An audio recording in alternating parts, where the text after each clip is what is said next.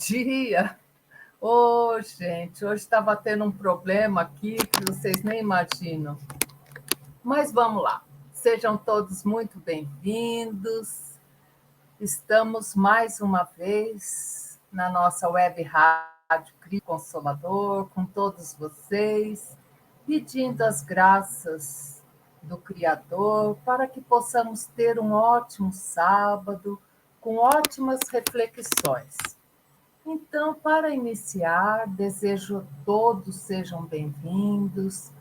Desculpe pela falha inicial, mas essas questões de tecnologia a gente faz de curiosa mesmo, de vontade de aprender, de trabalhar para Jesus, né?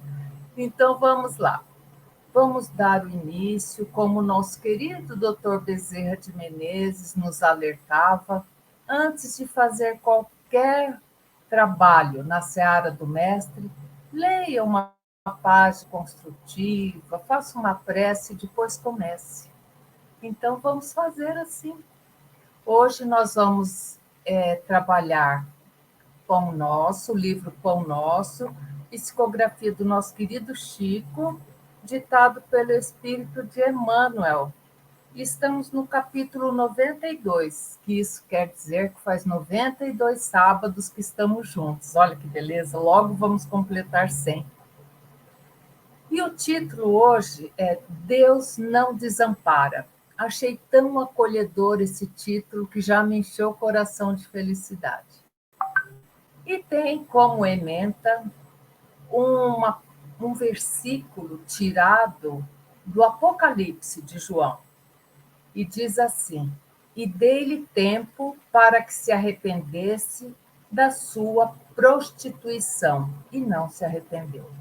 Vamos entender aqui, meus amigos, prostituição não é só no sentido de prostituir o corpo, mas a prostituição da pessoa que se consorcia ao mal, qualquer mal, seja na corrupção, seja na maledicência, né? Sejam querendo passar por cima dos outros, tudo isso é prostituição. Seja às vezes querendo fazer um gato na água ou na luz, prostituição. Então, olha só, e dei-lhe tempo para que se arrependesse de sua prostituição. E não se arrependeu. Está em Apocalipse, capítulo 2, verso 21. Vamos ver agora, meus irmãos, o que Emmanuel vai nos explicar.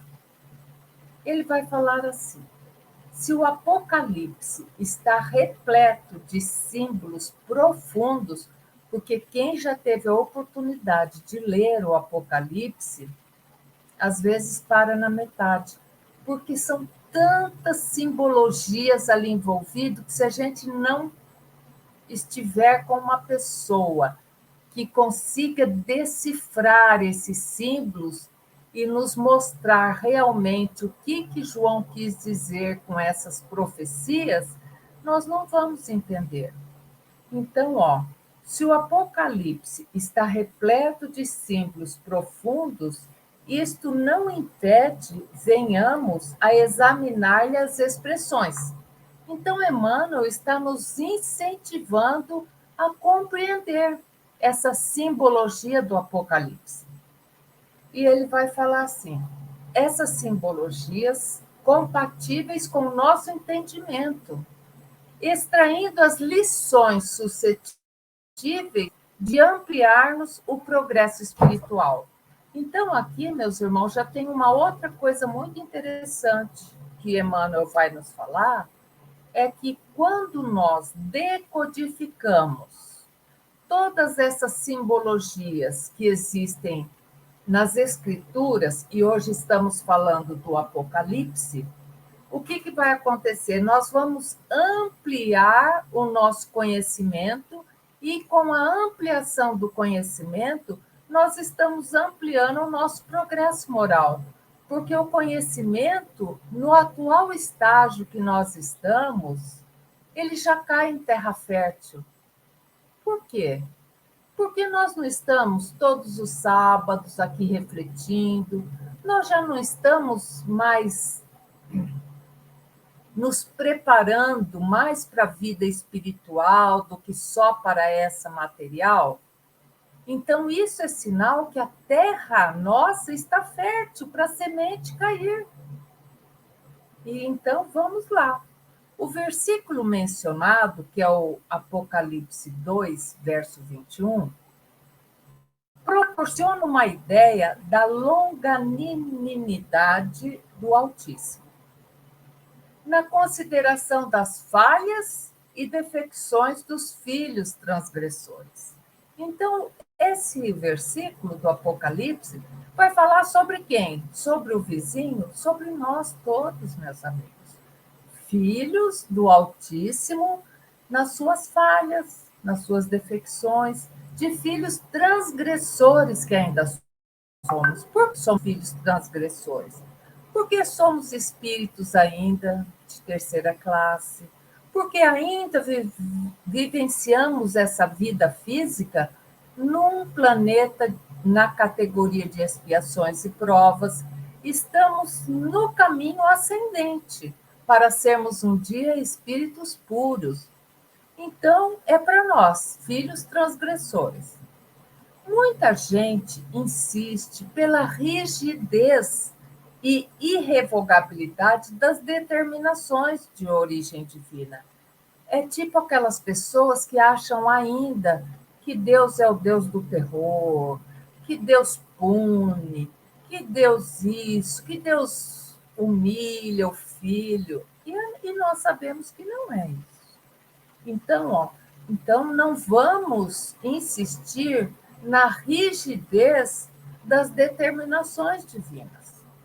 Entretanto, compete-nos reconhecer que os corações inclinados a semelhante interpretação, aquelas pessoas que ainda insistem em crer que Deus é o Deus do castigo, que esse Deus vai nos punir, que ele está lá com uma lupa procurando um filho transgressor, quem ainda insiste em interpretar assim, não consegue analisar a essência do sublime amor que apaga dívidas escuras e faz nascer novos dias nos horizontes da alma. Jesus não falou que o amor elimina a multidão de pecados? O amor. Então, nós cometemos alguns erros ontem, e no ontem, que é uma outra encarnação, talvez não tenha dado tempo da gente recompor as coisas nos devidos lugares, porque quando a gente erra, o que é o erro? É quando a gente tira alguma coisa do lugar certo. Então, adianta só a gente falar, me desculpa, eu errei? Isso é bom, mas é só o começo. Nós temos que tentar conseguir o nosso perdão, mas nós temos que repor as coisas no estado que estava. Então, imagina como é difícil, meus irmãos, se nós, pela palavra impensada, falamos mal de uma pessoa, imputamos crimes naquela pessoa que ela não cumpriu. Como é? Aí nós sujamos a moral daquela pessoa. Como é que nós vamos acertar isso? Como é que nós vamos recompor isso? É difícil, não é? Então, às vezes, esse recompor as coisas no lugar em que estávamos demora milênios. Por isso que a gente fala que Deus é um Deus de amor e bondade. Por quê? Porque ele fez as nossas almas imortais. Então, nós vamos reencarnar quantas vezes necessitarmos para conseguir colocar em ordem tudo aquilo que em outras encarnações nós tiramos do lugar. Olha que beleza! Então, o imenso amor do Criador para com nós, suas criaturas, é quando ele nos mostra que Ele nos dá cada vez mais novas oportunidades. Por que, que a gente, né, quando acorda, a gente agradece a Deus por estarmos vivos, pela noite que passamos e por ter acordado mais um dia? Porque é mais uma oportunidade que Deus nos dá de sermos bons, de fazer o bem, de recompor as coisas erradas no lugar certo. Isso é muito, muito maravilhoso, não é mesmo? E continua Emmanuel. Se entre juízes terrestres existem providências fraternas, qual seja a da liberdade sob condição, seria o tribunal celeste, constituído por inteligências mais duras e inflexíveis. E aqui Emmanuel vai falar de uma coisa que nós entendemos muito bem, todos nós. A gente não vê nesses processos aí, a pessoa comete um crime, vai a julgamento, o processo é feito um inquérito, vai a julgamento, a justiça vai julgar, o corpo de jurados vai julgar, tudo. Pega, por exemplo, 30 anos de prisão. Aí, depois, a pessoa com bom comportamento, com prestação de serviços lá dentro do presídio, tem cada dia de trabalho diminui um dia da pena. Então a pessoa tem o quê? Comutada sua pena. Então se diminui a pena. Então, em vez de ficar 30 anos, a pessoa pega 16 anos, vai cumprir o resto na sua casa, com tornozeleira. Isso tudo é o quê? Juiz terrestre cumprindo a lei, que é uma lei fraterna. Se um juiz terrestre faz isso, quiçá fará Deus, o nosso Criador, com seus filhos, somos filhos dele. Pensa, gente, não seria um Deus de amor e bondade com uma inteligência inflexível, dura? Não. Que é Deus que está na primeira questão do livro dos Espíritos. Inteligência suprema, causa primeira e primária de todas as coisas. Essa inteligência suprema não há de ser uma inteligência dura e inflexível. Tanto que o amor cobre multidão de pecados. Quem disse isso foi o filho dele, Jesus. Continua Emmanuel. A casa do Pai, onde será que é a casa do Pai? A casa do Pai é muito mais generosa que qualquer figuração de magnanimidade apresentada até agora. A casa do Pai é muito mais generosa do que qualquer benfeitoria nos oferecida até agora, no mundo por pensamento religioso. Porque através de algumas religiões, a pessoa comete um equívoco, se confessa, se arrepende, e aí, segundo aquelas religiões, né, a, a, a pessoa que está recebendo aquela confissão passa alguma tarefa para aquela pessoa cumprir, rezar alguma coisa, e segundo a religião, está tudo legal. Então, mas essa magnanimidade do Criador é muito maior do que isso, gente. Por quê? Porque Deus não tolhe a nossa liberdade. Ele nos deu livre-arbítrio. Conforme a nossa consciência foi aumentando, ele foi aumentando também a quantidade de livre-arbítrio, nos dando. Então, nós não somos bonequinhos assim que a gente fica naquelas varetas sendo mexido por um Deus. Não. Deus nos cria, vai nos dando consciência e aos poucos vai nos dando livre-arbítrio. É igual o pai e a mãe, né, com seus filhos. Nem pai e mãe nenhum com 11 anos vai deixar o filho sair à noite para balada. Não. Mas quando esse filho já vai tendo seus 17 anos, seus 18, isso já vai acontecendo. Por quê? já vai tendo mais consciência, já vai tendo mais responsabilidade. Coisa Deus faz conosco, seus filhos. Então, ó, a casa do Pai é muito mais generosa do que tudo isso. Em seus celeiros abundantes, diz Emmanuel, há empréstimos e moratórias, concessões de tempo e recursos que a mais vigorosa imaginação humana jamais calcular. Então, Emmanuel vai falar que na casa do Pai, a casa do Pai tem uma passagem belíssima, uma que eu acho uma das mais belas do Evangelho, é na casa do meu Pai há muitas moradas. Né? Então, a casa do Pai é a morada, né? Seja esta terra, esse planeta Terra em que estamos vivenciando, seja a nossa morada interior. Então, o que vai acontecer? Nessa morada da casa do Pai que nós estamos, quantas benesses nós recebemos, meus irmãos? Desculpe.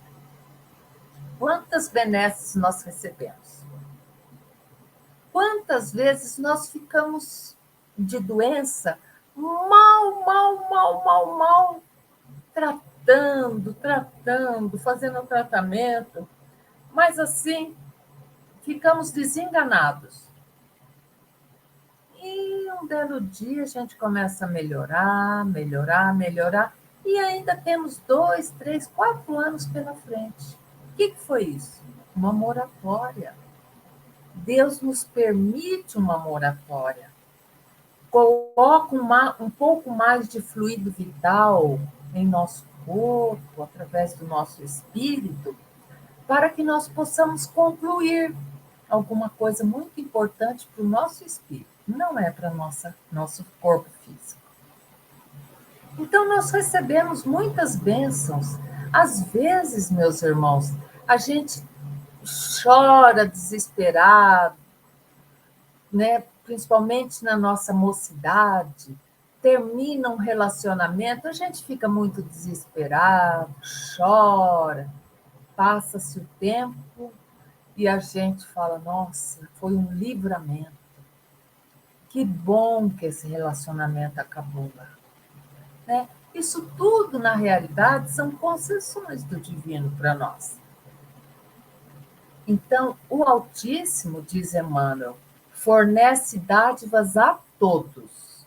E, na atualidade, é aconselhável medite o homem terreno nos recursos que lhe foram concedidos do céu, para arrependimento, se necessário, buscando renovar-se nos rumos do bem. Então, gente, não é só alguns escolhidos ali, pinçados, que recebem bênçãos de Deus, não.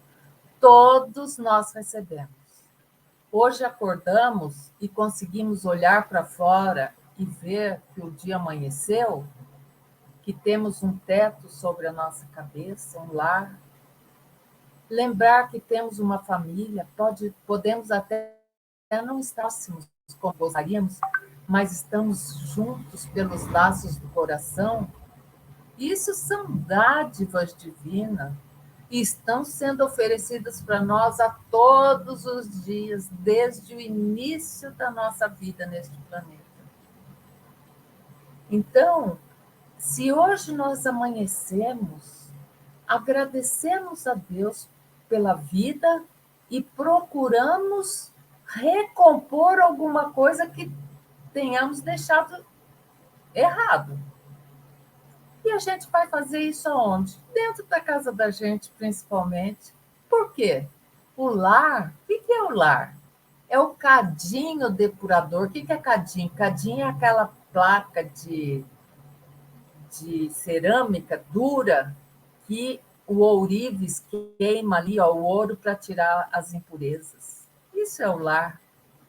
Então, muitas das vezes, nós temos que recompor coisas que erramos aonde? Na rua? Não, dentro do lar. Às vezes estamos no serviço, né? Às vezes estamos no serviço. Fiz uma fofoca de alguém que não tem por que fazer fofoca. Mas eu posso ir na segunda-feira, quando eu chegar lá, eu posso recompor isso. Falar para aquelas pessoas que eu fiz fofoca como eu estava equivocada. Que direito tenho eu de julgar? Eu não sei o que aquela pessoa está passando para agir dessa ou daquela maneira. Então, são oportunidades, meus irmãos, que Deus nos dá todos os dias. Os prisioneiros da concepção de justiça implacável, aquelas pessoas que, sabe, não se abrem para aprender a decodificar as mensagens, né? Os prisioneiros da concepção de justiça implacável ignoram os poderosos auxílios do Todo-Poderoso, que se manifestam através de 1000 modos diferentes. Não precisa vir um raio, não, e escrever lá na minha porta, no meu quintal, o que eu tenho que fazer. Não. De 1000 modos sutis nos chegam essa mensagem. Contudo, os que procuram a própria iluminação pelo amor universal sabem que Deus dá sempre e que é necessário aprender a receber. Olha, meus irmãos, nós precisamos aprender a receber, porque Deus dá sempre. É muito bonito isso, né? Muito bonito, né? Então, meus irmãos, não esperemos que chegue um milagre nas nossas portas para fazer a gente ou acordar e começarmos a ser gratos pela vida, começarmos a recompor aquilo que fizemos errados. Não, vamos nós dar o primeiro passo. Que lá no Evangelho de Jesus não está aquela passagem belíssima que fala: batei e abrir-se-vos-á. O que é o batei? Dê o primeiro passo. Aí abrir-se-vos-á a porta, mas quem vai ter que botar o pezinho para dentro somos nós. Então, ao invés de esperar a iluminação chegar, não, vamos em busca da iluminação. E como que é em busca da iluminação? Fazendo bem. Não adianta só meditar, gente. Se nós ficarmos 12 horas por dia meditando, de nada vai adiantar se nós não pusermos a mão na massa. Que beleza, né? Então, agora, ainda dá tempo de quem esqueceu de botar o copinho com água para fluidificar a água, para tomar depois, para ser um colaborador das nossas mazelas físicas, né?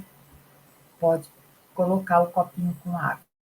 E vamos fazer a nossa prece, que vai nos unir ainda mais ao Criador, aos Espíritos benfeitores, e dizer: Pai de infinita bondade, sabemos que sois um Pai bondoso, generoso, como nunca pudemos imaginar, e te agradecemos por isso.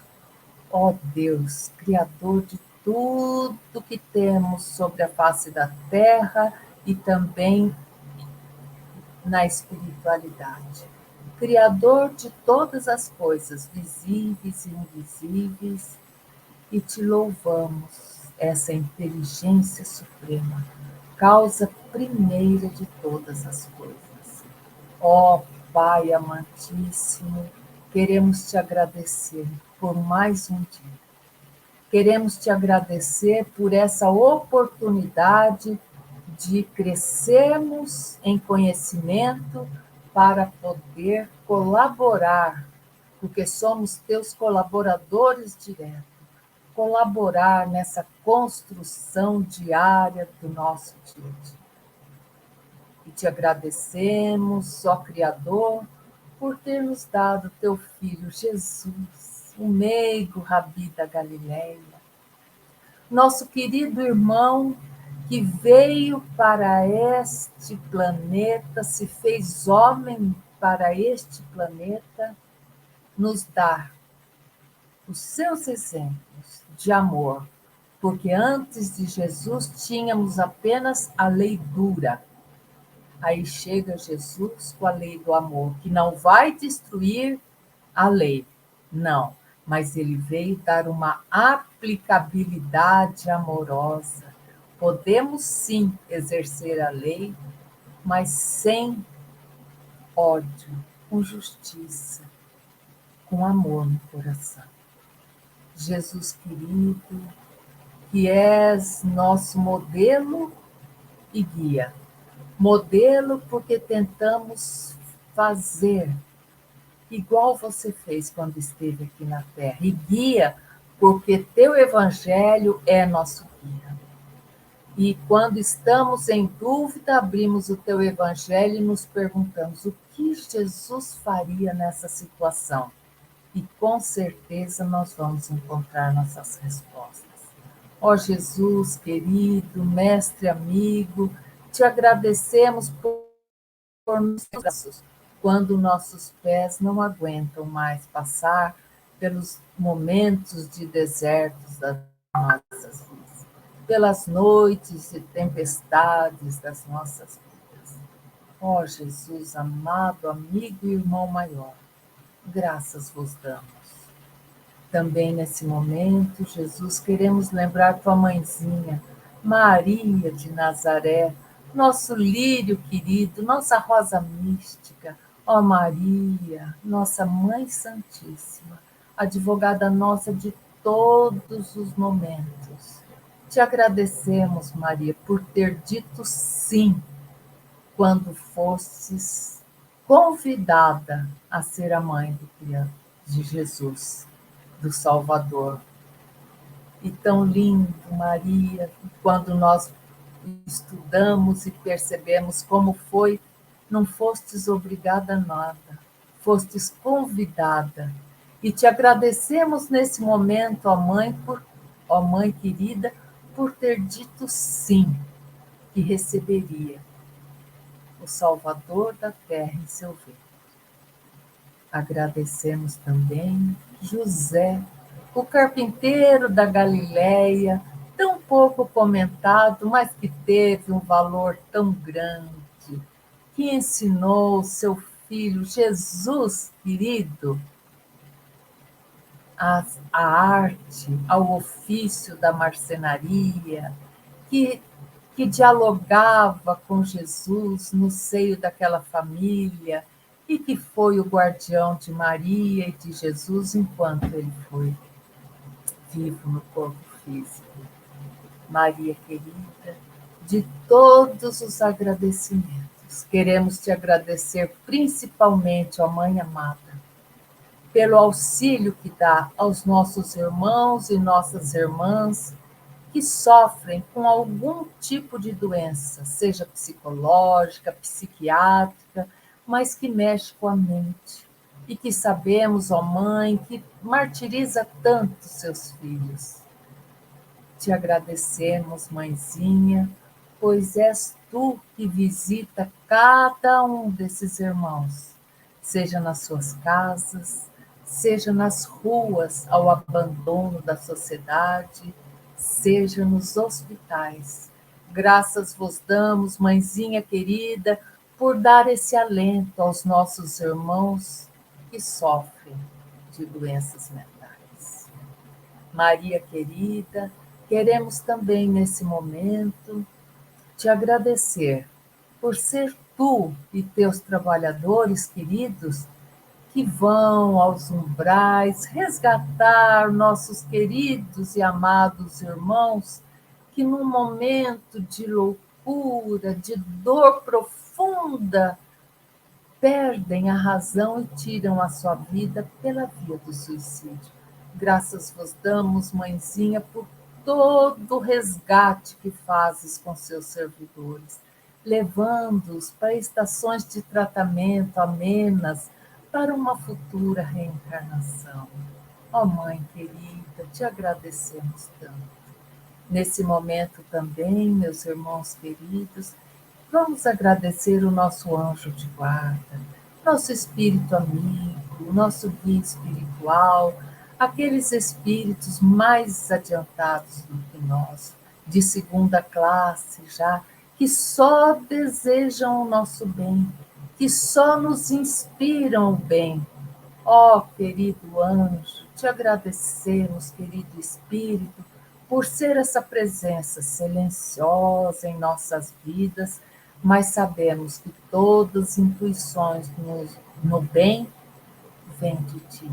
Graças vos damos, ó querido Espírito, por estar dedicando esse momento da nossa encarnação, os teus cuidados a cada um de nós.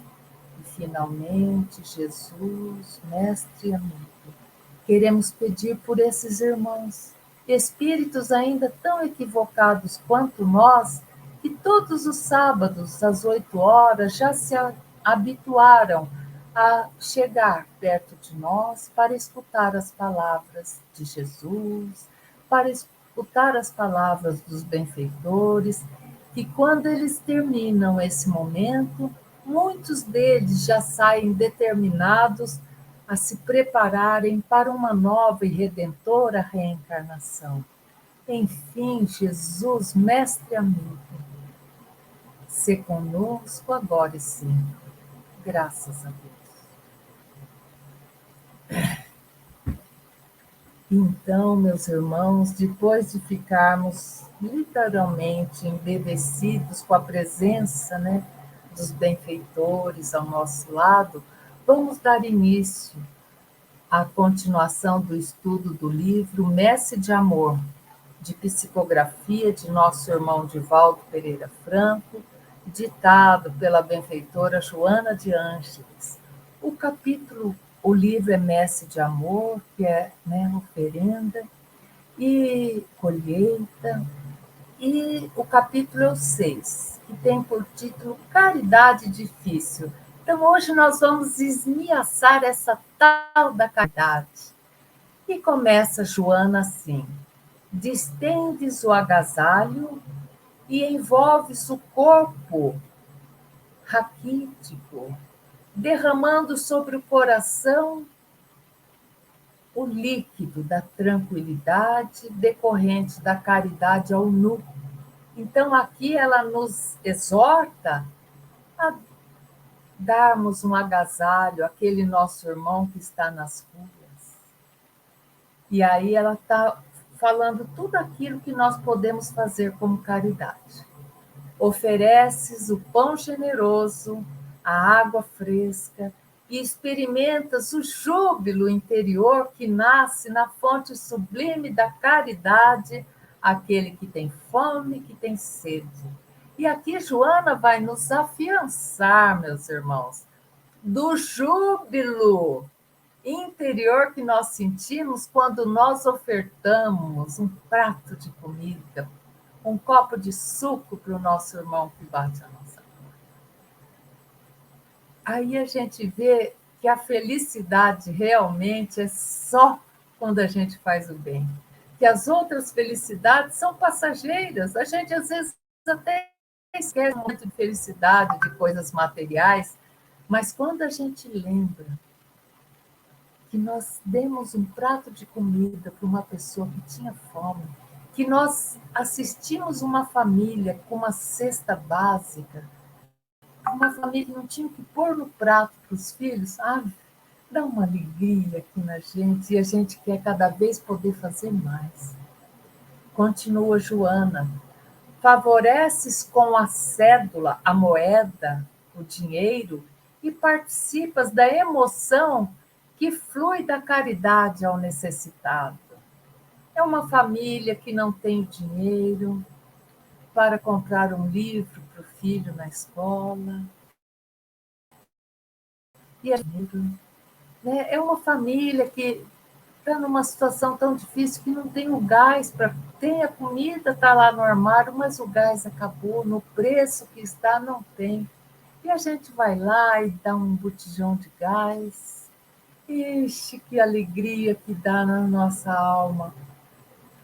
Partilhas a piedade e harmonizas a consciência ante a caridade para com o aflito moral. Então, às vezes, a pessoa que nos procura não está precisando de nada material.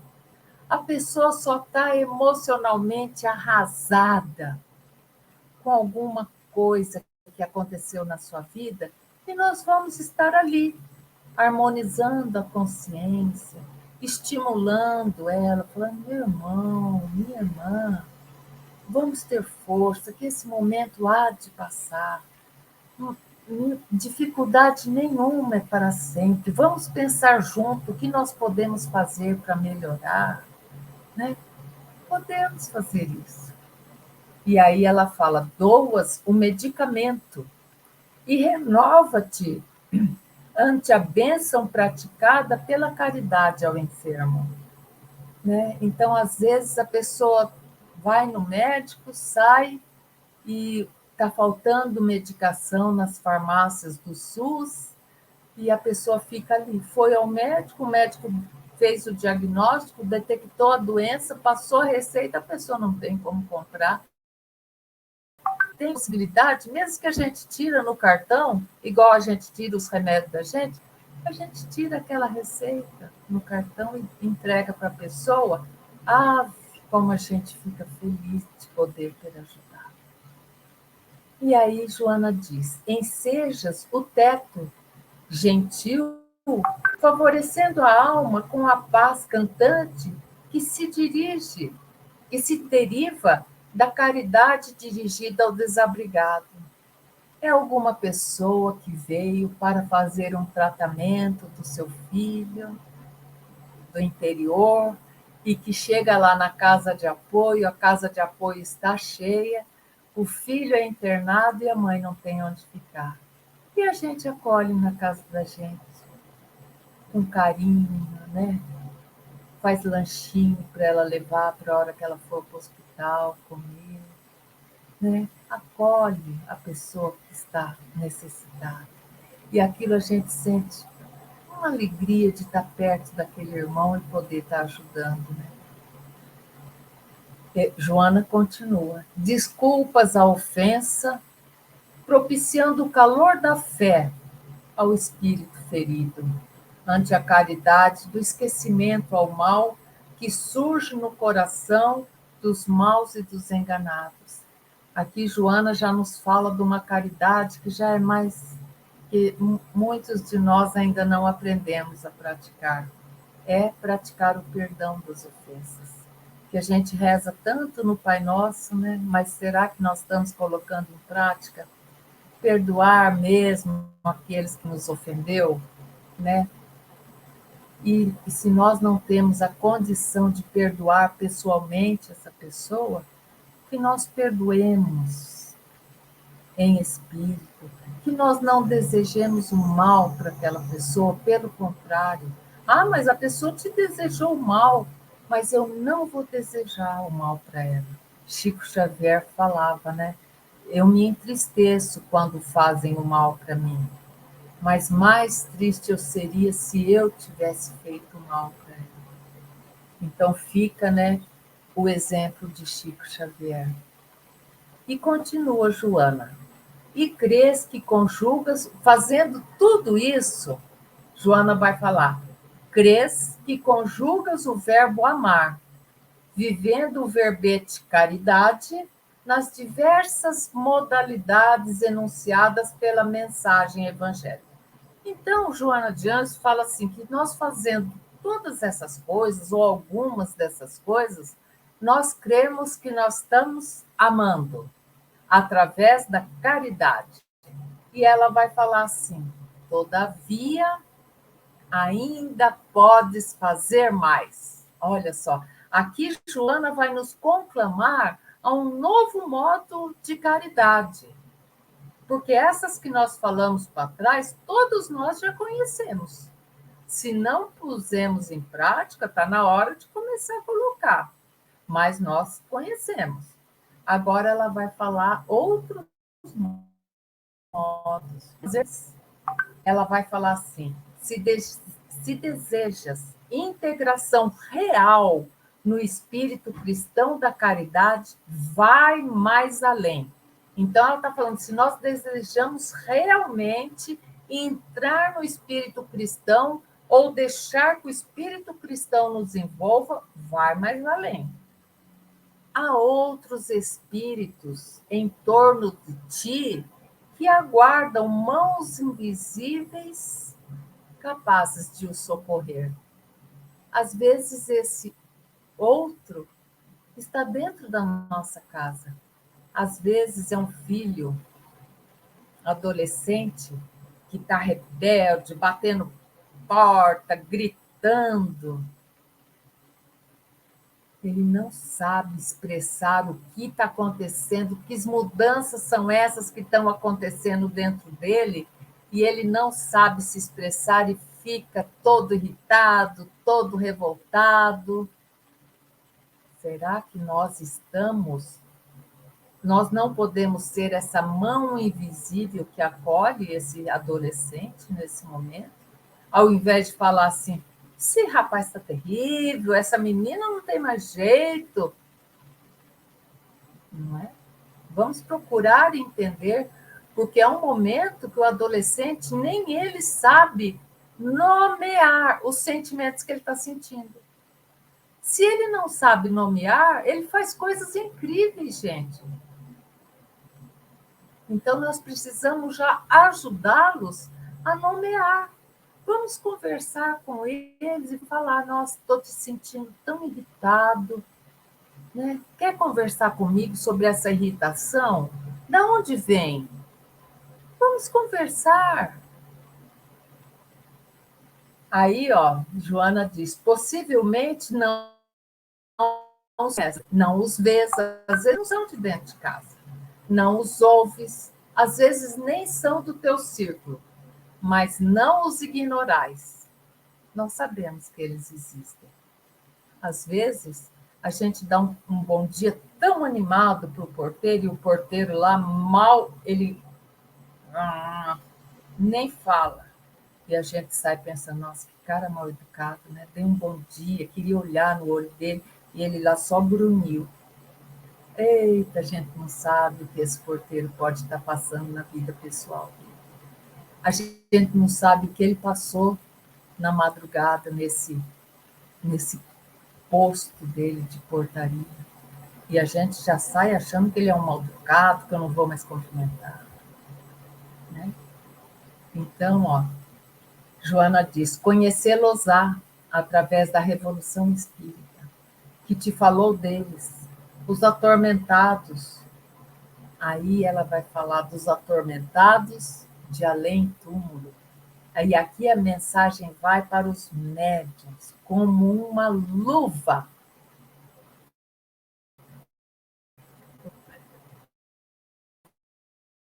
Conhecê-los, Revolução Espírita, que te falou deles, os atormentados de além-túmulo, nossos irmãos desencarnados sofredores. Aos que se convertem desde ontem em verdugos, em maldosos, e mas afligindo-te. Quantas vezes, meus irmãos, abrimos as portas mentais para a obsessão?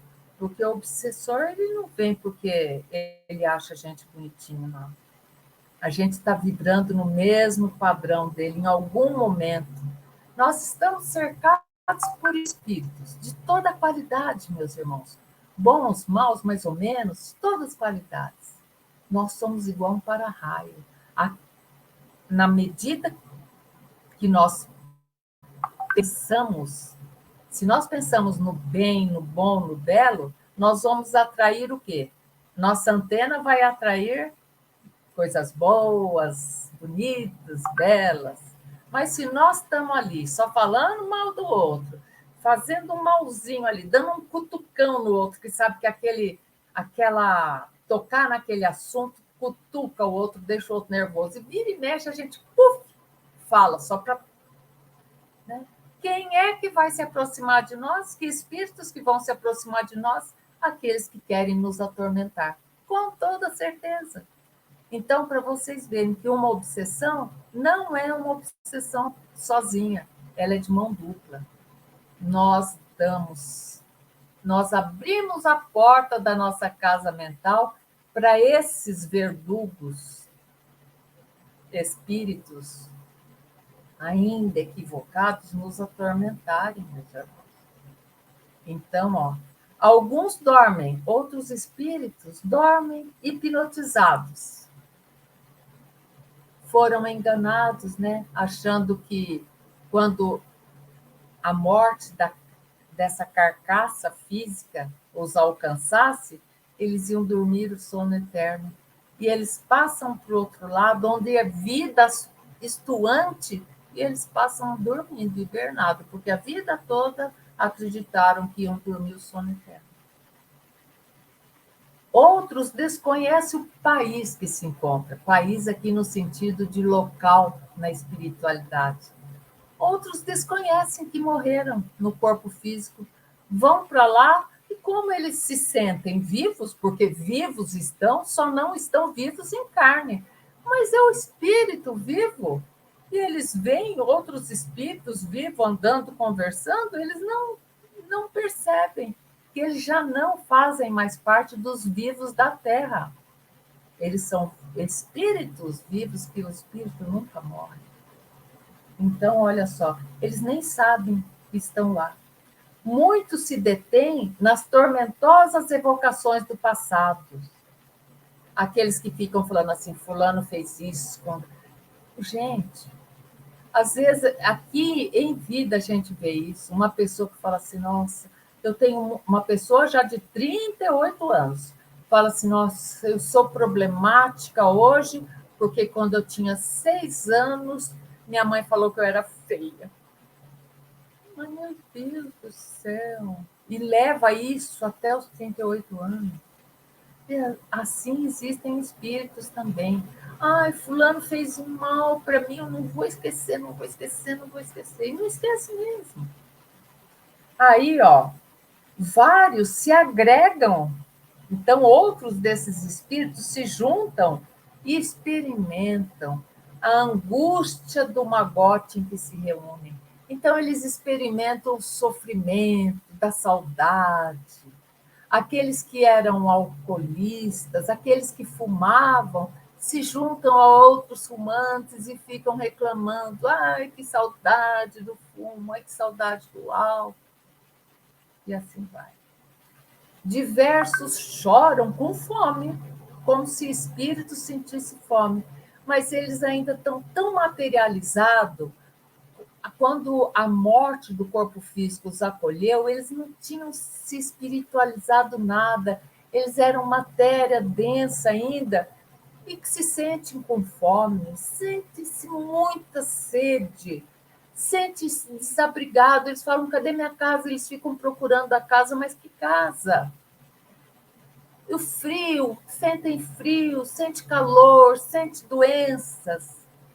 Isso tudo no espírito, porque ele já não tem mais essa carcaça que sente frio, que sente dor, que sente fome, que sente sede. Mas eles ainda se reúnem nesses grupos e ficam chorando e querendo comer. E Joana fala que são náufragos da vida física. E possuis a centelha espiritista que persiste ardendo na tua alma. Ora por eles. O que nós temos que fazer por esses nossos irmãos? Ora por eles. Ama-os. Pense neles com vibração mental positiva de auxílio. E quando surge ocasião nas células cristãs em que militas ao longo do caminho carnal, recebe-os para o médium, favorecendo com as palavras evangélico-medicamentosa que os anime, console, desperte, encaminhe e cure. Aí entra a maravilha da mediunidade com Jesus. Quando acolhe esse irmão que está em sofrimento do outro lado e o dialogador dialoga a palavra medicamentosa. Oferece as tuas antenas psíquicas e deixa-os incorporar pela mediunidade que portas, a fim de que sejam aquinhoados pela caridade do teu esforço. Claro, no local certo, que é o centro espírita. Sofrê-los-á quando te dedicares a sofrer. Quer dizer, não é fácil para o médium. Todo médium que é médium de passividade sabe que não é fácil.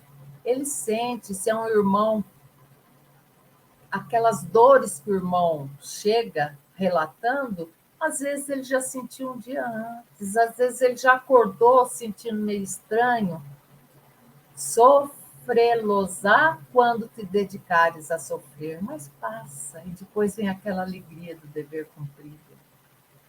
Participará intimamente das suas agonias e das suas aflições.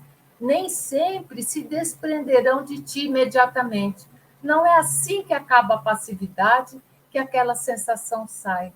Às vezes o médium precisa tomar um passe para tirar todas aquelas impressões dele. Demorar-se-ão alguns ao teu lado, aguardando-os, e sentirás. Né? Às vezes, algum desses irmãos não fica incomodando o médium, mas ele fica ali perto e a gente percebe. Então, a gente reza e lê páginas edificantes, porque ele está ali perto. Sofrerás conflitos íntimos e silenciosos sob a ação deles. Não os tema, porém, o médium não os deve temer. Não te rebeles, porque todo médium que vem com isso inscrito nas suas células, células a células, é porque precisa passar por essa experiência. Entrega-os ao divino médium, considerando que eles necessitam de quem os ame na terra e de quem os ajude na terra. Medita quanto à alegria que experimentais. E se no lugar deles encontrasses alguém que oferecesse o vaso físico-psíquico para a sua libertação, e faze-o, então, o que gostaria que fizesses por ti, exercitando-te desde hoje na prática desta caridade difícil e algo ignorada, muitos nem conhecem, que os olhos do mundo não veem. Por quê? Porque isso daí não se faz nos canteiros das praças, isso se faz às portas fechadas, num círculo íntimo nos centros espíritas. Não é motivo de, de espetáculo.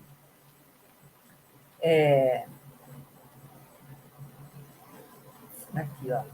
Que os olhos do mundo não veem, nem a gratidão dos amigos recompensa. Não pense que esse irmão que às vezes se libertou através dessa comunicação com o médium, através desse diálogo com o dialogador, vai falar: "Oh, meu irmão, muito obrigado, eu vou agora te ajudar". Às vezes demora décadas para que isso aconteça. Recompensa com o suborno do reconhecimento, precipitado ou da bajulação, totalmente dispensável. Não tem essa de médium forte ficar bajulando o médium. Certeza de que nos ama desde há milênios até hoje, não se cansa de alongar sua inefável misericórdia, seu amor, até o abismo de inferioridade em que nos detemos. E Jesus está ali, sempre firme, não espera a nossa gratidão, mas nós temos o que fazer. Meus irmãos, desculpando que estamos em cima da hora, já disse antes de fazer a prece que esse mês de Maria, esse mês de janeiro todo, estamos dedicando a prece final a Maria de Nazaré. Antes dessa nossa última prece, vou desejar a todos um bom final de semana, um bom início de semana. Estamos já indo para o meio de janeiro. Que todos sintam-se abraçados, que o amor de Jesus vibre em suas famílias. E agora, então, irmãos, vamos fazer a prece a Maria, o lírio de Nazaré. E vamos dizer assim: Ave Maria, Senhora do amor que ampara e redime, ai do mundo se não fora a vossa missão sublime. Cheia de graça e bondade, é por vós que conhecemos a eterna revelação da vida em seus dons supremos. O Senhor sempre é convosco, mensageira da ternura, providência dos que choram, nas sombras da desventura. Bendita sois, rainha, estrela da humanidade, rosa mística da fé, lírio puro da humildade. Entre as mulheres sois vós, a mãe das mães desvalidas, nossa porta de esperança, o anjo de nossas vidas. Bendito fruto imortal da vossa missão de luz, desde a paz da manjedoura às dores além da cruz.